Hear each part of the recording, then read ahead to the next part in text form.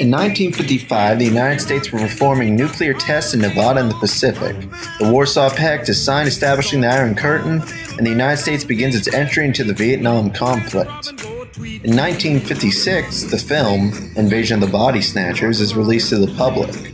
Invasion of the Body Snatchers is told from the perspective of Dr. Miles Bennett, the local town physician, who recounts his encounter and escape from the titular body snatchers. Utilizing Dr. Bennett's perspective, the film argues that giving up the things that make people human is not worth the loss of humanity.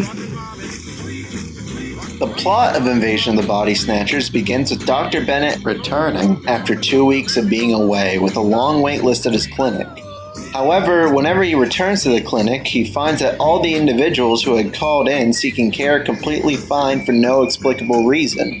If this wasn't perplexing enough, certain people around the town are claiming their family members have been replaced. Concerned, Dr. Bennett talks to a psychologist friend, Dr. Dan Kaufman, who dissuades Dr. Bennett from investigating further. That is, until Dr. Bennett is called by his friend, Jack Belichick, who has the body of a pod person in his living room starting to take his shape. This causes a cascade of events in which Dr. Bennett attempts to stop the pod people with his close friends, loses them along with the rest of the town in the process, and is chased out only to find himself in a mental hospital recounting these events to the detective that came to interrogate him. Thankfully, Dr. Bennett's efforts bear fruit as the detective and doctor he tells this information to obtain evidence verifying this account, allowing them to presumably stop the pod people. The audience for such a film in 1956 would have to be fans of film noir and fans of sci-fi, but generally an American audience. Sci-fi is no stranger to dealing with philosophical themes, and Invasion of the Body Snatchers is no different. Particularly, Invasion of the Body Snatchers may or may not be politically charged. However, it is hard to argue that the few years preceding the film did not have an effect on the film, with the rise of paranoia due to the growth of McCarthyism on American soil, and on the other hand, the ever-tightening grip that the Soviet Union had on Eastern Europe. The film channels these feelings by appealing to pathos, emphasizing the same feelings of paranoia and fear directed at the body snatchers within Dr. Bennett and his girlfriend Becky Driscoll. This is communicated in scenes such as Dr. Bennett finding the pod person in the basement of Becky's house, or Dr. Bennett examining a pod person at Belichick's house. While an appeal to pathos is the film's primary rhetorical appeal, it also appeals to ethos through the psychologist Dr. Kaufman.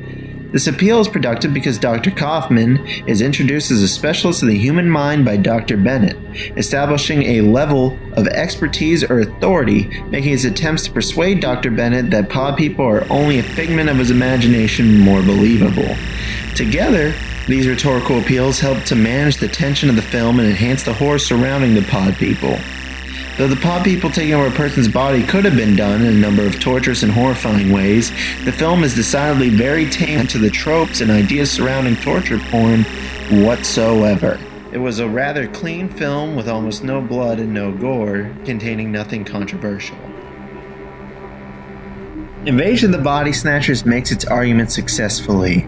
The film is able to capture the difference between the humans and the pod people by characterizing the pod people as individuals without emotion and lacking humanity, a point that is addressed by Dr. Bennett both in his capture at the hands of Dr. Kaufman and the turning of Becky.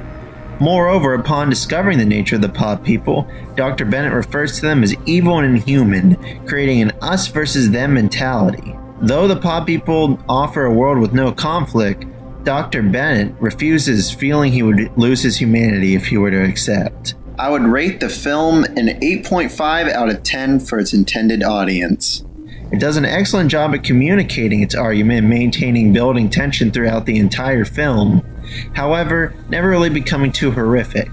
It manages to create a scenario that is horrific, but lacks some of the imagery to match. Otherwise, it is an enjoyable classic utilizing film noir techniques, alien elements born of space and nuclear energy, and a relatable and empathetic main character.